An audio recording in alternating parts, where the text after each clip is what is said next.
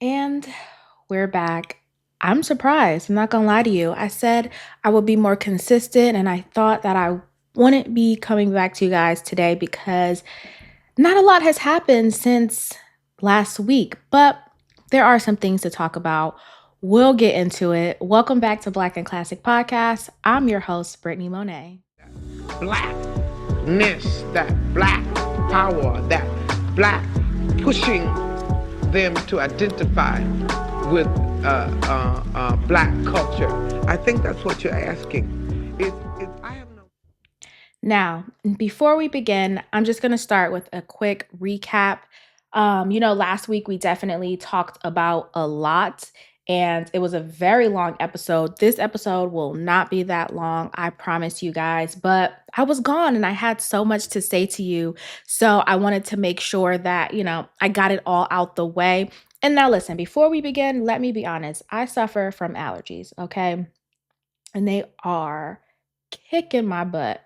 So if I sneeze, if I sniffle, please forgive me. It is these allergies. I don't know what to do. I just gotta ride this wave until they are done and gone. Typically for me, I don't know about for you guys, but like once we get around to like summertime, my allergies kind of subside and it's not as bad. But like right now, I feel like I'm under attack at all times. So if I sniffle or sneeze, bear with me. It's these allergies. Nothing I could do about that, right? So I told you guys to leave me some comments. I did get a comment from Manweller1. And this is just in response to our conversation regarding Shador Sanders, NFL, what happened, being the 144th pick. And so he says, it would seem blackballing is going on in real time. I say this to everyone I meet, Black people, we have no friends. And then someone commented and said truth. I do believe that right now we are seeing some blackballing for Shador Sanders. I do believe that, the NFL, like I was saying, they don't want, this young Black man in the NFL behaving as he was when he was doing college football. I think they wanted to kind of get that behavior in check so that he knew, okay, this might be a different organization as it is. But I don't think that it's going to break him down that much. I believe, it'll humble him a little bit, but he's gonna come back stronger and better than ever for sure. So I definitely think there was some games, some whispers behind the scene as to, don't pick him, don't pick him, don't pick him. Because if I'm not mistaken, the Browns either like traded back or they did something to where they were, able to pick him, and it wasn't like the original pick for them or spot or whatever. So I just think that's super, super interesting how it happened. Thank you for that comment. As well as saying Black people, we have no friends. I think there is this illusion that, when they let Black people through the door, right? They're letting all of us through the door, and that is not the case. When they let one of us through the door, it's kind of like them saying, well, you're not like those Blacks. But at the end of the day, you are still Black. My favorite line to always say, like Jay-Z said, you are still a nigga, okay? He has that song Still OJ where OJ was like, well, I'm not Black, I'm OJ. No, no, no, no. No, no, no, no, no, no. You are still a nigga to them. They may treat you differently. They may, parade you around. They may act as if you're one of them. That is not the case. To Manuela's point, do not believe these people are your friends because they are not. You know what I mean? You are the stereotypical token Black guy, token Black friend. And that's what they want to use you as, so don't confuse, well, they've let me in the door. I've sat at these tables. I've been in these rooms. I rubbed these shoulders. So now we're friends. You are not friends, baby. Okay. Sometimes it's even hard to be friends amongst ourselves, to be friends in this community, because we have that crab in a barrel mentality. We have that thought of, you can do good, but don't do better than me. We want to see you succeed, but we don't want to see you go too far. Then we'll call you a sellout. We'll say you're doing all these other things. You're part of the Illuminati. How did you get this success? We're waiting for the dirt to be uncovered so we can say exactly. That's how it is, right? So you have on one hand what happens in the Black community, and then you have what's happening everywhere else in the world. So yeah, it's kind of hard to feel as though you have a friend in this world when anywhere you turn, there's some negativity attached to it. So that was a great comment. Thank you so much for that. Definitely was an interesting episode, I will say.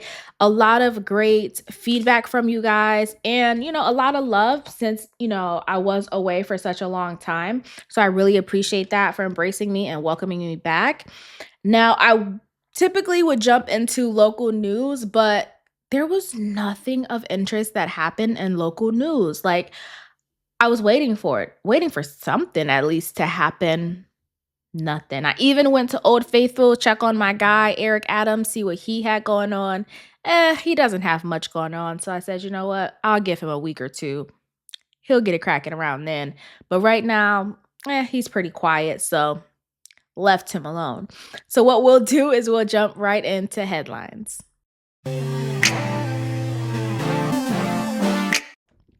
So coming up with headlines, right?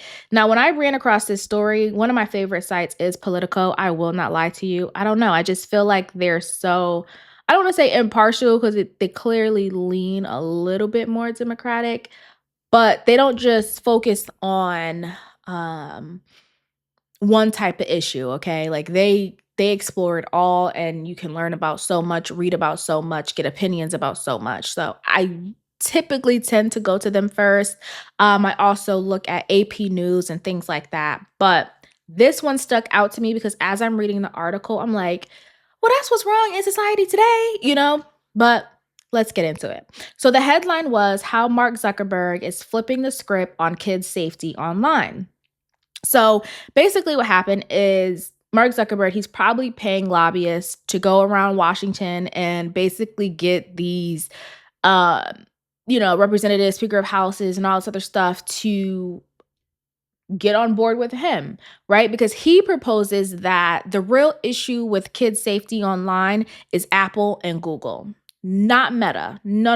Not Meta, not Facebook, not Instagram. No, it's Apple and Google. So what he proposes that they look into in-app like security measures, so kids can't purchase apps or purchase, like if they have, what's the new thing, Roblox, like if they have Roblox or something like that, they can't use their parents' credit card to purchase things on these apps or purchase apps itself.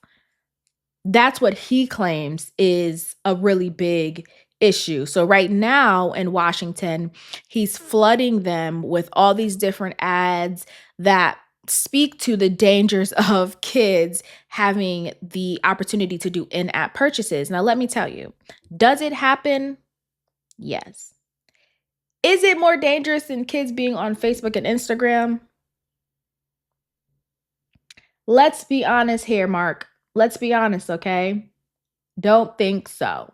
All right. Any person with common sense would be like, that doesn't seem to even equal out to each other. Because for one thing, with in-app purchases or having your parents' phone or kids having an iPad, you can simply just remove the card. Like,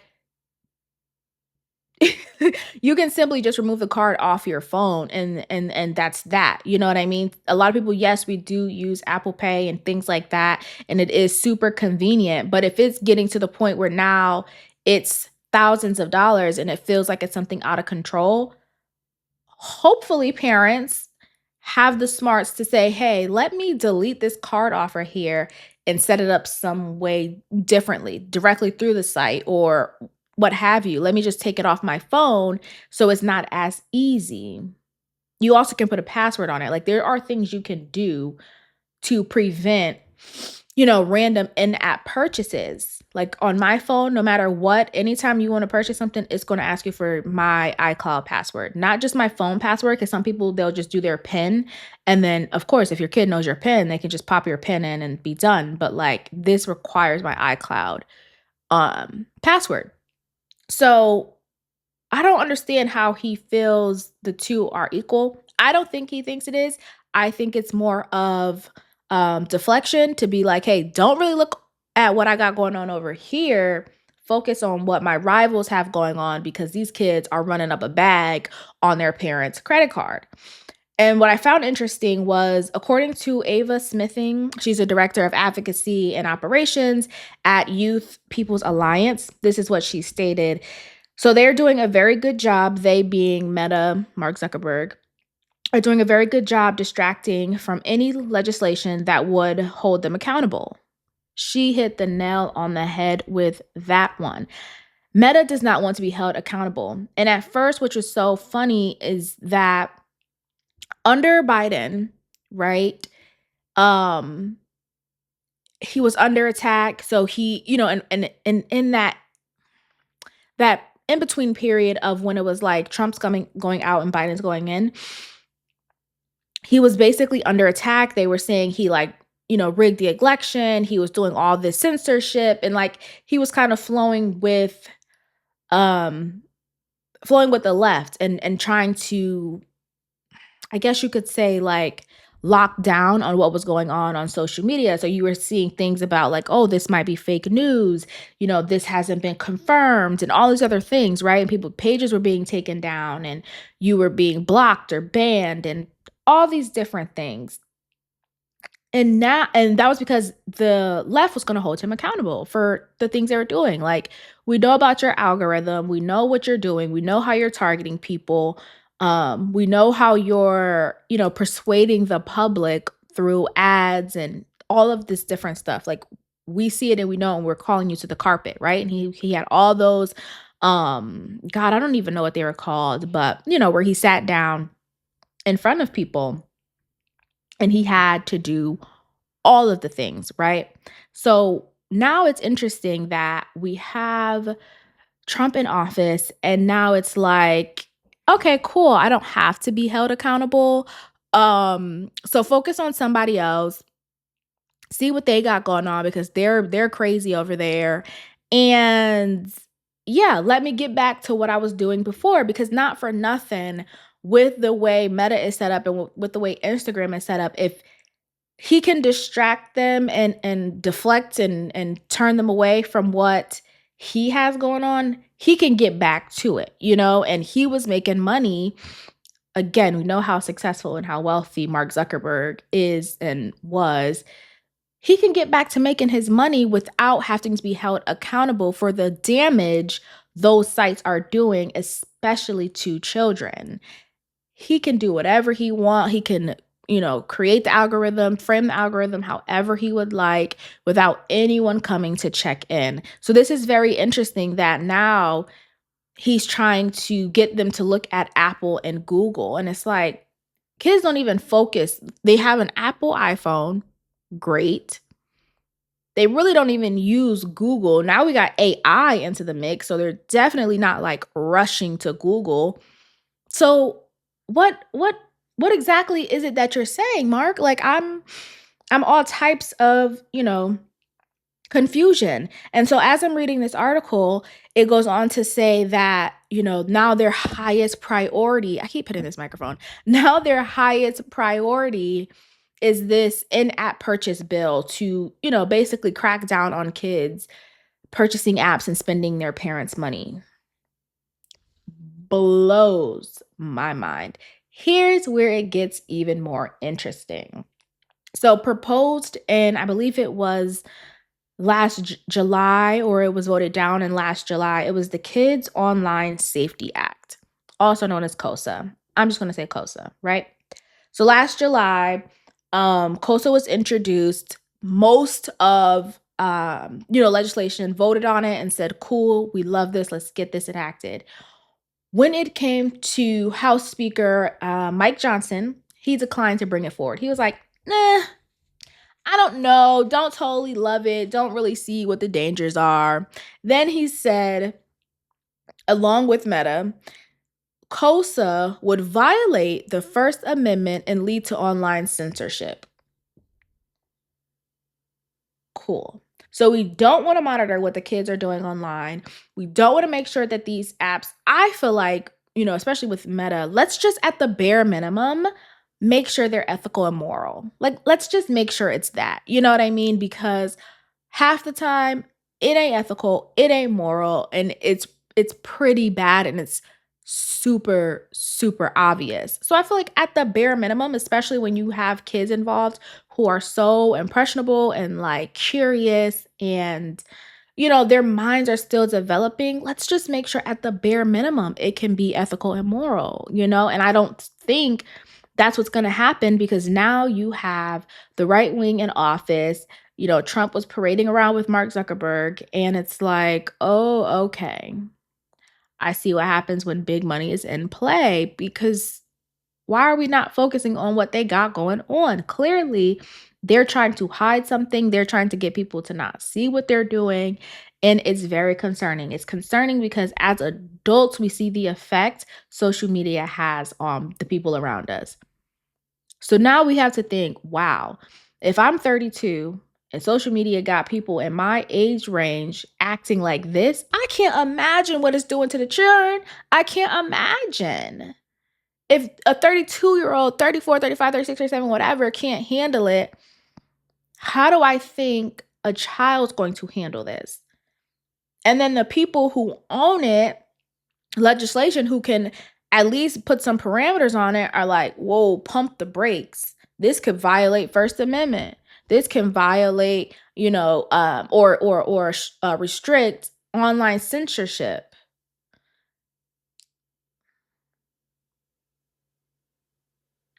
I don't know.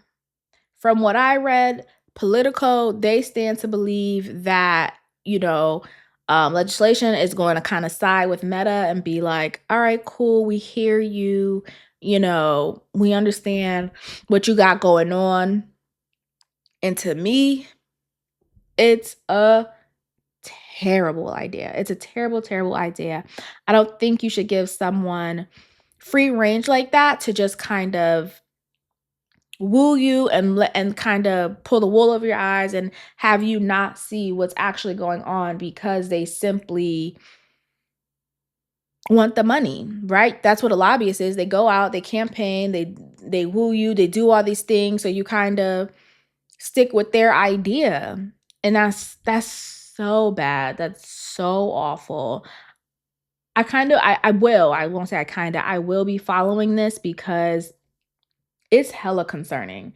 Like, I would be so terrified to, have kids in a world where legislation is kind of like, we hear you, like, yeah, kids are, their minds are fucked right now. We hear you, we get it, but like, also, we won't do nothing about it. So it's real, real, real crazy. It's super crazy. And I stress that at the end of the day, this falls onto the parents. This falls into the laps of parents. It's you who has to make the decision how your child interacts with social media. A lot of people, when they have kids, the first thing they do, which I've seen across all races, all ages, they're going to make the child an Instagram. They're going to make the child a TikTok. They're going to do all of these things to put them out on social media, and it is bizarre. I said it and I'll say it again. I don't believe my kid will have social media till they are like, fully like, I want to say grown, but like, I know their thinking is pretty good. Like, that's when then I'll let them have it. I know kids sneak and they do things, and that's fine. Kids are going to do that. But like, with permission, you're going to be much older. You're going to be much older. Because the way it is now, it's absolutely insane. I feel like if your kid has an interest or has a personality because of course these kids are getting, rich and famous off of social media. So yes, if your kid has a personality, they want to be into social media, or they want to be dancing or whatever, yeah, you'll do that through my platform. That's how that'll go. You'll do that through my platform. And when I'm ready for you to have a platform, then you'll have your own. But anything other than that, you can do through my platform. Thank you. I don't need you to have your own platform. And then, they have all these things, all these parental things and modern. Let's be real. Once you get that platform in your hands, it's not enough monitoring in the world to control what goes on, because you as a parent can't beat the algorithm. You can block people, can monitor messages, you can see their follower account, put their page private, restrict comments, do all these different things and that they have on there, but you cannot compete with that algorithm. And that algorithm is going to be what controls their mind. So if they, let's say, like I saw a TikTok a while ago, I don't know if I spoke about it on this platform, but there was a young mom, I would say, who had came to TikTok to say her daughter came out as a furry. Now, if you don't know what furry is, a furry is when someone identifies as an animal. They wear dog collars. They want to have tails and ears and all of the things, right? They identify as an animal. And so she said her child was pretty young. I want to say middle school, maybe a little younger, but I'm feeling middle school. Their child was in middle school and came out to them and said they identified as a furry. And she said she always was concerned because her kid was first very different and then became very reclusive, always on YouTube, always looking at something on YouTube, always, headphones and watching something. And then slowly but surely she started to see a change in the kid's behavior, how the kid acted. And then when she sat down with the kid was like, "Yeah, mom, I'm a furry." And she said she didn't judge, she accepted it. I don't know about all that right there. Because let me tell you something. Algorithm. She may have gotten the idea from somebody somewhere. She may have, at school, I'm saying, somebody at school may have mentioned it or said it, or maybe she was watching a TV show and they mentioned it, or maybe it was in a documentary, whatever. It was somewhere and she went down a rabbit hole, and now all of a sudden this becomes my identity. And that's why it's when you're older, you have discernment to say, "Oh, well, this is just something that's interesting to me. It's not who I am." That's the difference. It's interesting to me, but it's not who I am. If you look on my YouTube, oh my God, I watch everything under the sun. I have interest in a lot of stuff that you'll be like, "Girl, what?" I'm curious about different things. I watch to learn about different things, but that doesn't mean that's who I am. That's not my identity. It's just something that I'm curious about and I want to learn more about it. And I just learn about it. That's why, you have books, there's different genres and you're interested in different things and you're curious and you want to learn about it. That does not mean it's who you are. So it's very dangerous to think that you can give your child social media and then that because you have all of these parental controls, you can fight against the algorithm. You can't. There's just absolutely no way. So, it is what it is. It's tough, but it's definitely in the hands of the parents at this point, because don't leave it up to the government. They don't care. Okay. They're going to do whatever fattens their pockets or keeps them in the good graces of who they need to be in the good graces of. Okay. Period. Now we're going to move on. And speaking of being in the good graces of people, Trump's 100 first dates. Okay. Now listen.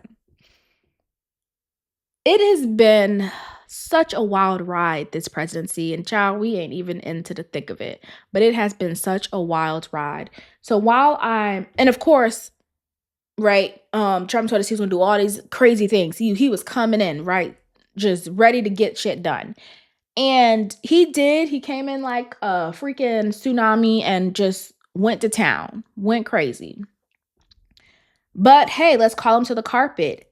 Has he done everything he said he was going to do immediately out the gate? Well, Politico took note, and we're just going to read through some of them. That's it. I just want to read through some of them because it is good to know what has been done, what hasn't been done, what might be pending. We need to know what's happening outside of the things that like make for real splashy headlines, okay? So first up, he made a promise to disclose who funded his presidential transition, didn't do it.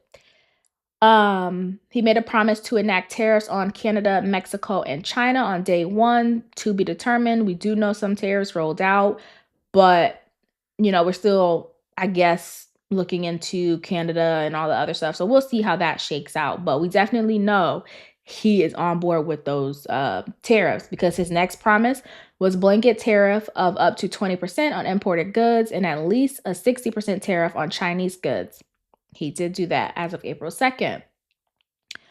Create an external revenue service to collect tariffs, to be determined. So I don't even know how these tariffs are getting collected.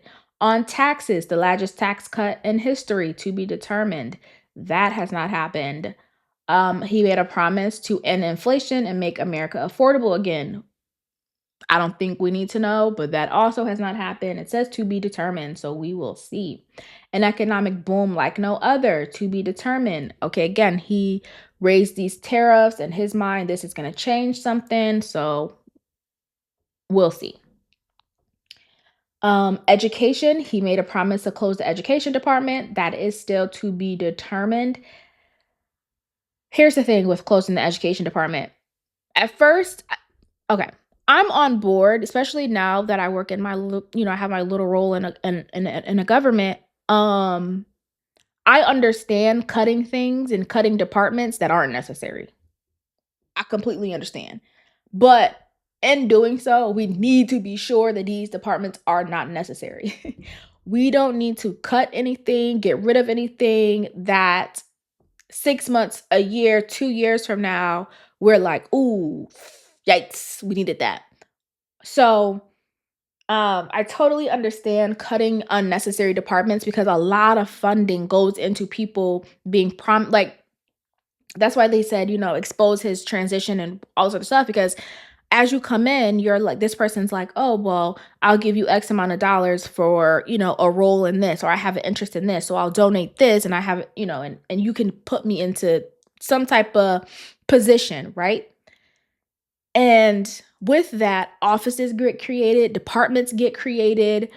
These things get created in order to favor for a favor, right? So at the end of the day, you have all these different offices and branches because it was created by a favor for someone else's presidency. So as it goes on, every single time more things are being created. And at the end of the day, it's like, hey, we don't need all 150 of these departments and offices for people who don't do nothing. They just show up and collect a paycheck. Absolutely not. Absolutely not. Let's go ahead and cut that. Let's go ahead and get them out of here. And it sounds awful, because then you're like, oh, federal employees lose their jobs. And it's like, also, y'all weren't doing anything, So I understand wanting to cut these different offices and stuff. A lot of it's just bureaucracy. And it's like, bro, let's just cut this out. But let's not cut it out so fast. So that one says to be determined. So cool. We'll see where that goes. He made a promise to ban transgender athletes from participating in women's and girls sports. We know he did that. That was huge news when it happened. He made a promise to end the federal government's crackdown on cryptocurrency firms and investors. It looks like he kept that promise, which is kind of interesting. But again, all I'm saying is just remember favor for a favor. He made a promise to pardon people convicted for the January 6th riot. Of course, we know that happened. He made a promise to make in vitro fertilization free. That's to be determined. That would be interesting, as a Republican president, to make that free, because some people believe it needs to be as natural. Some conservatives believe it needs to be as natural as possible. Like, if you have to, basically go in and get these IVF treatments and all of that, it's not a natural conception and things like that, which to me is crazy, because not everyone can just have a baby like off the bat. You know what I mean? And if there is some modern medicine to help you, then get the help. But they're more like, nope, by God, you need to lay down and have that baby. So I do think it's interesting that he, did make that promise, and I definitely would love to see where that one goes. But again, but they're to be determined, and he, as conservative as the Republican Party is, it'll be interesting. So he made a promise to instruct federal agencies to cease the promotion of sex or gender transition at any age. It was kept, but there's a caveat to that. So, it's what it is. And the war in Ukraine in 24 hours did not happen. He promised to rehire service members who were discharged due to their refusal to take the COVID vaccine. That did happen, which I think is great. I don't think anyone really should have lost their job because they refused to get a vaccine. I personally, I just don't think someone should force you to do anything with your body. Like, it's yours. However you want to handle that body is how you handle that body. Like, I shouldn't force you to do anything with it. Some people say, oh, well, it doesn't matter. It's like, it does, because it's my choice. Like, it does matter. It's my choice. So he made a promise to reinstate a ban on transgender troops serving in the military. That's to be determined. I could only imagine that would not happen because, anyways, I hate to get into those topics because y'all know we ain't gonna bother them people over there. He made a promise to eliminate DEI from the military and launch a task force to remove woke generals. He did keep that promise. That's insane. Because how do you deem someone to be a woke general? I don't know. Do you check their social media? Like, what if, I don't know. I don't know how you deem that, but okay. He made a promise to restore the name of Fort Bragg. He kept that promise. He made a promise to sign an executive order to end birthright citizenship for children of undocumented immigrants born in the U.S. He kept that promise, but there was a caveat to that. He also made a promise to restore the Trump travel ban on entry from terror-plagued countries. That is to be determined, as well as implement mass deportations of undocumented immigrants on day one. That was broken and to be determined. But he did seal the border and stop the invasion, basically, for people coming in. So that was kept, which we did see those videos, and we did see those, headlines and news articles and things like that. He did declare a national emergency in the use of the military for mass deportations. And then he did declare a national emergency and approve new drilling pipelines and refineries, power plants, and reactors. And that did happen. So there's a few more, but it seems like a lot of the things that he said he wanted to do, he kind of did. And the things that didn't happen, I think they're just big things. So it's not going to just take place overnight.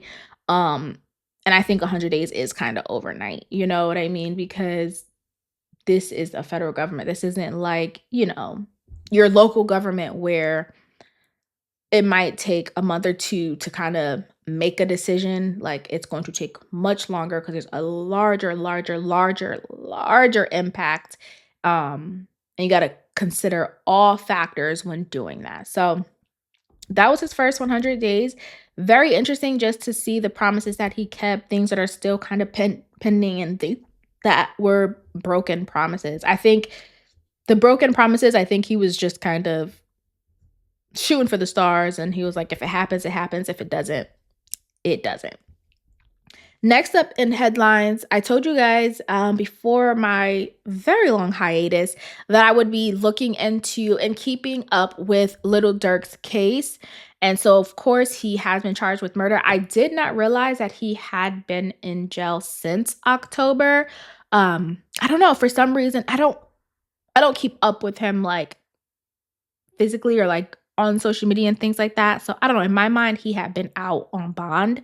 I don't know why, but that's in my mind he was. But I guess that is not true. But prosecutors have now charged him with one count of stalking that resulted in death. And that's very interesting because, to me, for someone who, again, I am not a defense lawyer. I am not a prosecutor. I don't work in the legal system at all. But I always find it interesting when I'm watching like Dateline and First 48 and, what is the other one? 48 Hours. When I'm watching these things, I'm listening to, them talk about the crimes and the charges and things like that. As they go and they just start adding charges, I think it's because some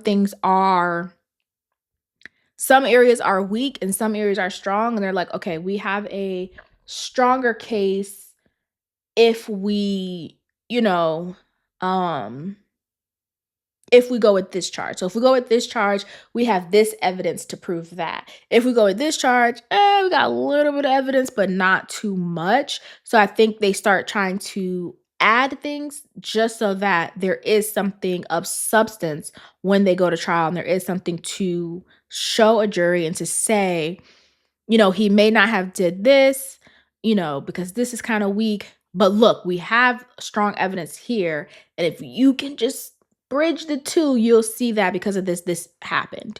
So I think that's their goal with this case, is to kind of bridge the two and kind of throw everything at the wall and see what sticks. Now, with this new indictment, they did remove a reference to rap lyrics. And I wanted to say that because there were headlines about, the family coming out and saying that, prosecutors were basically being unfair with his rap lyrics and his music, and basically trying to say that he rapped about the crime and he rapped about other things that would allude to the crime. So the family was saying it's unfair because it's not true. That didn't happen.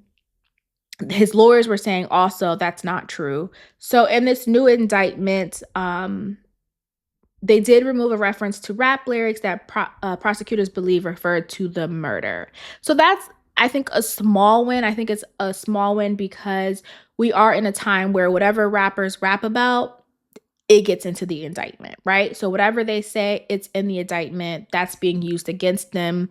Their words are law in their art form. Now, I think that's important to highlight because, again, it's an art form. It's something that people do to, it could be to like relieve, I don't want to say stress, but like, like almost like a therapy where you want to get these things out of you and put them, into words, into something that's a song, melodic or whatever. And hey, you might embellish, you might add to it, you might, make it sound better than what actually happened. So I don't think you can say because this person rapped about this, it's concrete evidence that it happened. I think that's a slippery slope. Unless the person they would have had to really rap out the words. I think what's his name? Why something Melly? Why YNW? Why YMW? Girl, something Y Melly. I think when I heard his lyrics, he was very detailed, okay? He was super detailed and I was like, "Whoa," but I also don't believe he thought these kids, man. I don't think he thought that him rapping about it would quickly oh, 1 + 1 = 2. I think he thought it would be like, I'm making this song, this happened in the past, and people might not bridge the two, but they did, and quickly.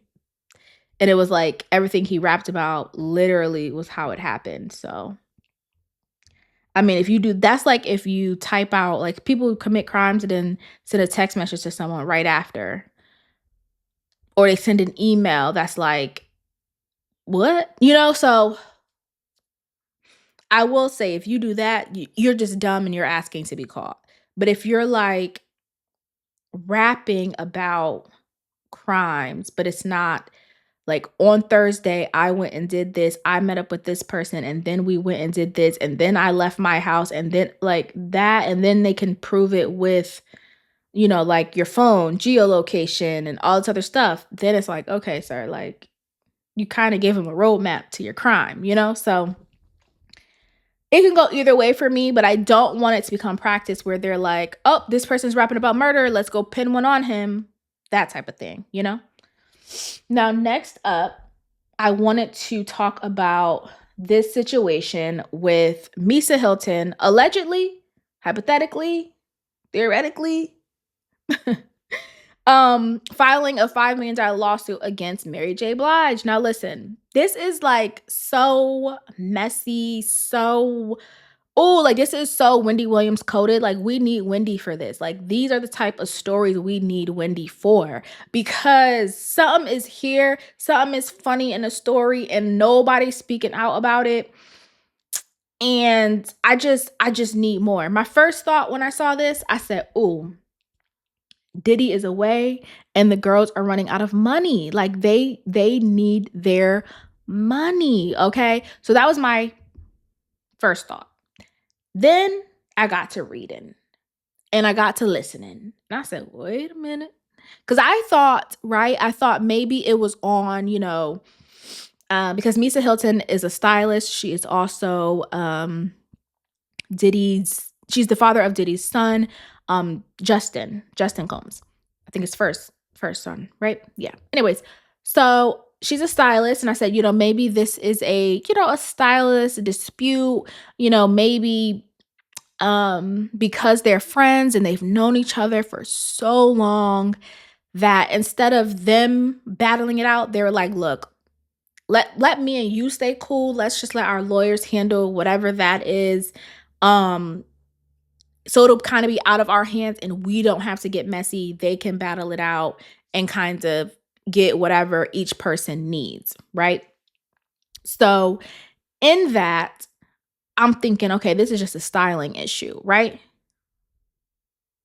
No. No.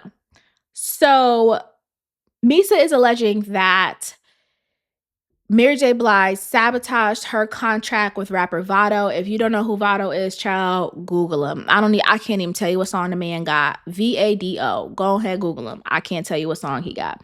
Misa is alleging that Mary J. Blige came in between a little situation and was like, look, basically, right, it's either her or me. And if it ain't me, you ain't getting this album that you created under me. Point blank, period. Misa like, hold on, girl. Now you trying to stop my money because whatever album he put out, I'm gonna get some money off of that because that's technically like kind of like my artist. Like I'm kind of like managing him. So now you telling me he not gonna get no money. I'm not gonna get no money. Also, he don't gotta work with me. Yeah, I don't too much like that. So with all that being said, what it lead me to believe? It leads me to believe there was this relationship went a little bit deeper than each party is saying. Okay, Vado ain't said nothing, but this relationship went a little bit deeper. And I do believe, because I don't know a song that Vado has put out for this to, have to transpire this deep. So to me, it's like, is the penis, is the peen coming in between two friends? That's what it's giving. It's giving the peen is coming in between two friends, which is crazy because for all I know and thought I knew, Mary got a man. I don't know too much about that in great detail, but that's what I was under the impression of. So I'm confused, and that's why I would love if we had our girl Wendy out, because Wendy would get to the bottom of this and she would give us extra stories that the public is not privy to. She's gonna tell it all. She's not gonna tell a little bit. She's gonna tell it all. You know what I'm saying? And I do believe that this is more personal and emotional than just some I want my 20%. Because if you want your 20%, we could work that out and hush, you know what I'm saying, and get our little bit of money.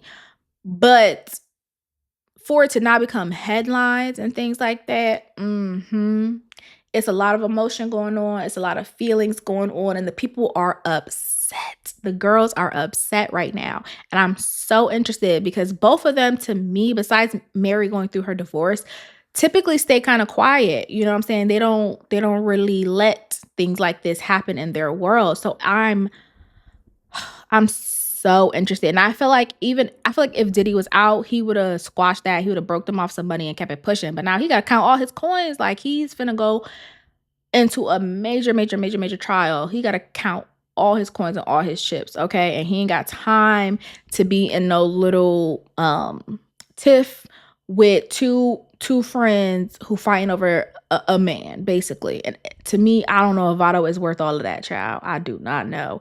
But I definitely think this man is in the middle.